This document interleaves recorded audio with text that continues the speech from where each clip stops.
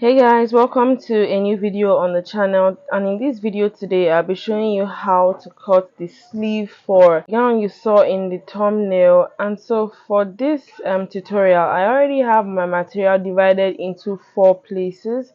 So one is going to be the top, while the other one is going to be like the lining for it, and each of the fabric was cut into 10.5 inches in measurement, and so I used the full length of the satin, which is by 60. So let's say that's like 60 in length and then 10.5 in width. So these two sides will be for the left and the other two sides will be for the right hand side of the sleeve.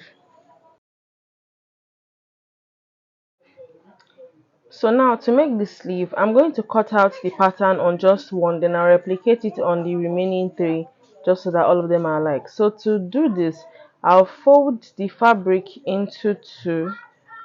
I'll fold it into 2, then I'll simply just mark out what I want on it. So for this, I don't have a particular way I'm going to do it, but I'm just follow my hand the way it is, and that's how I'm going to mark it out. So I'll also show this when I mark out the pattern using a chalk also.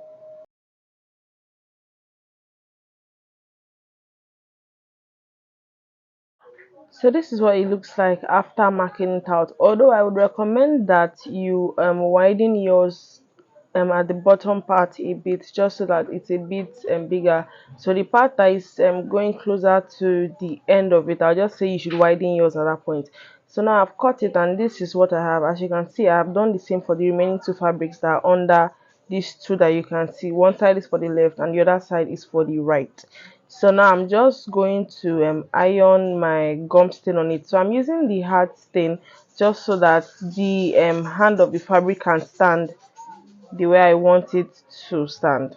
Or you could use one that is just a little bit softer but not too soft, just so that when you happen to wash your fabric, it won't fall and like lose the strength altogether. So this is the gum stain that I'm going to be using, and I'm going to iron it on just one side of the sleeve. I'll divide it into 2, iron it on one side of the sleeve and trim it out. Then I'll also take out a 1/2 inch, just so that I'll be able to fold the material with the other side easily, and it will not swell up on the joiny part of it.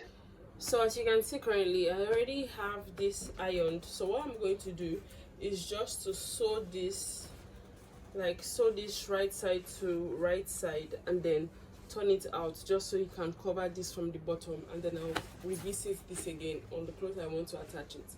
This is so I've turned this already. Now look at it. This is the part that has the gum stain, that had gum stain on it, and then this is the other side. So I'm going to be using the other side because this looks smoother to work with, and it's going to like look nicer on the outside.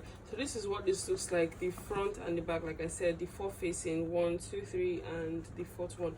So this is what it looks like. So now I'm going to be adding it on the cloth, or basically marking out where it is supposed to be first on the arm area of this dress.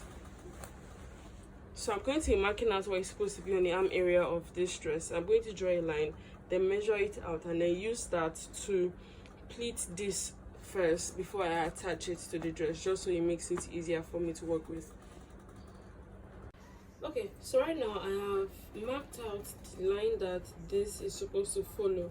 As you can see this on the fabric I'm going to be attaching it on. So now I'm just going to mark out the midpoint of this.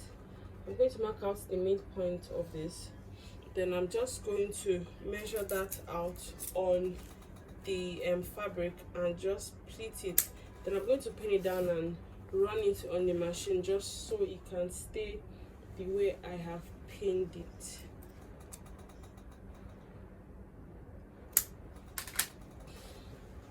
So now I'll measure the line that I've marked on the fabric, just to know how I'm going to pleat it on the sleeve that I have just cut out. Please ensure that you pleat both ends of the sleeve equally and on opposite directions. So right now, after pleating, this is what one of the sleeve looks like.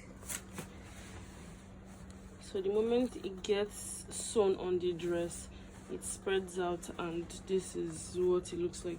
So I've pleated it now, and I'm just going to sew it on the dress. So right now I am done attaching the sleeves to the dress, and this is what it looks like after attaching to the dress. So this will be better appreciated on the mannequin or on the person, but this is what it looks like. So we've come to the end of this video. I hope you learned one or two things, and I hope you liked this video. So please give this video a thumbs up, and don't forget to hit the subscribe button and turn on your post notifications so you're aware every time I make a new post. See you on the next video.